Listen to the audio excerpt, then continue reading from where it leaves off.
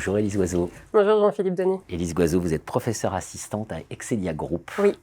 Élise Goiseau, co-autrice avec Yoann Bazin d'un article dans la Revue française de gestion vers un modèle alternatif des comités d'éthique de la recherche qui est l'équilibre entre procédure et réflexivité. C'est dans le numéro 308. Oui. Alors, première question, Élise Goiseau, pourquoi il y a un sujet autour des comités d'éthique de la recherche? D'où il nous vient ce sujet? Alors, il vient d'intérêts à la base plutôt personnels. Moi, je les ai rencontrés pendant ma co-tutelle entre Paris et Sydney en Australie. J'ai dû présenter mon projet de thèse à l'un de ces comités.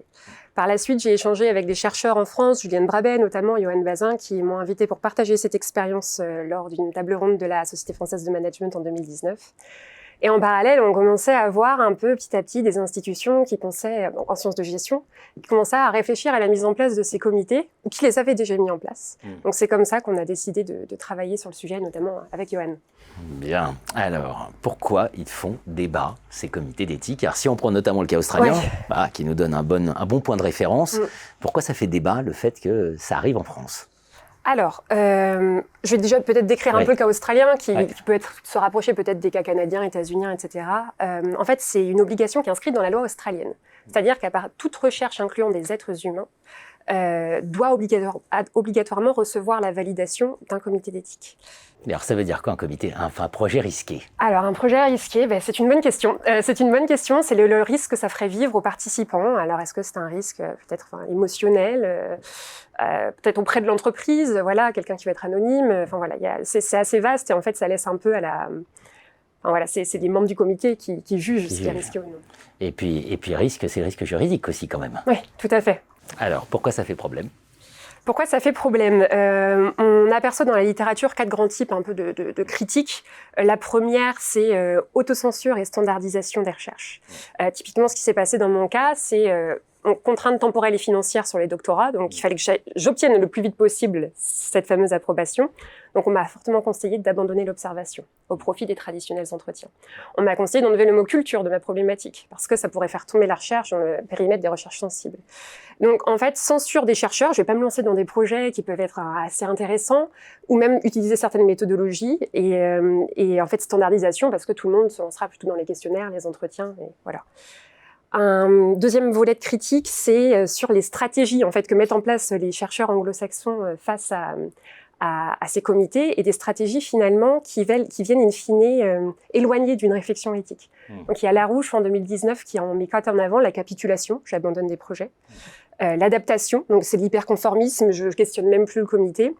Ce qui est la stratégie la plus utilisée, c'est la résistance stratégique. Donc, j'omets des informations que je présente au comité et en fait, je lui montre ce qu'il a envie de voir. Puis une dernière, ça sera plutôt l'approche réformiste. On essaye de saisir des instances qui régulent les comités pour les faire changer. On voit bien les grands risques. Ça veut dire déjà qu'il faut être parfaitement au clair sur tout ce qu'on va faire. Donc, ça veut dire plus de place à la sérendipité, à l'apprentissage, etc. qu'on pourrait découvrir en cours de route. Oui, exactement. Voilà. Tout ce qui porte là-dessus, c'est non. Ouais.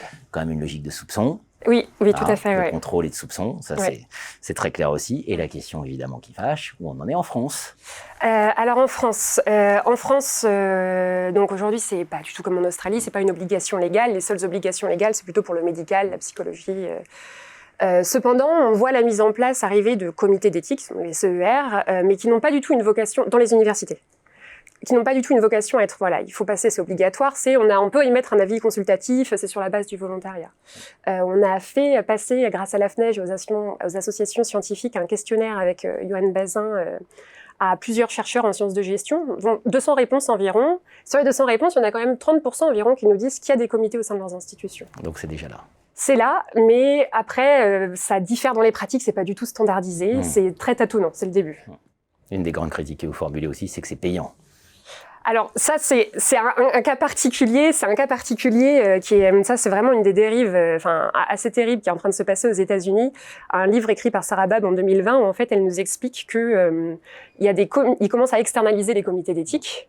Et donc ils facturent à la décision et au forfait. Donc on est aux États-Unis et c'est pour l'instant surtout sur l'expérimentation sur les médicaments et des dispositifs médicaux, mais c'est l'une des dérives potentielles terribles. Ça devient un business. Ouais, exactement. Concrètement, vos recommandations, grandes recommandations, surtout faut éviter le mimétisme. Alors oui. Éviter le mimétisme à tout prix et en fait se saisir de Et cette là, il y a de quoi comportement. être inquiet parce qu'en ce domaine comme en d'autres, on a plutôt tendance à plonger tête baissée dans le mimétisme que de résister. Oui, d'autant plus que nos collègues, en fait, ça fait des 20 ans qu'ils sont en train de dire, c'est terrible, c'est en train de se passer, donc faut pas qu'on fasse pareil. Et en fait, éviter à tout prix l'outil de contrôle bureaucratique. Il faut vraiment laisser de la confiance aux chercheurs et favoriser la réflexion, parce que dans tout ce qu'on a dit là, on répond pas aux questions de c'est quoi l'éthique en fait en sciences de gestion.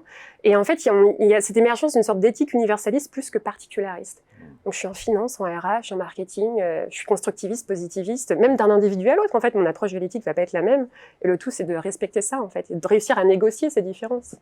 Mais voilà, plutôt de la réflexion que du contrôle. Merci à vous, Élise. Merci beaucoup.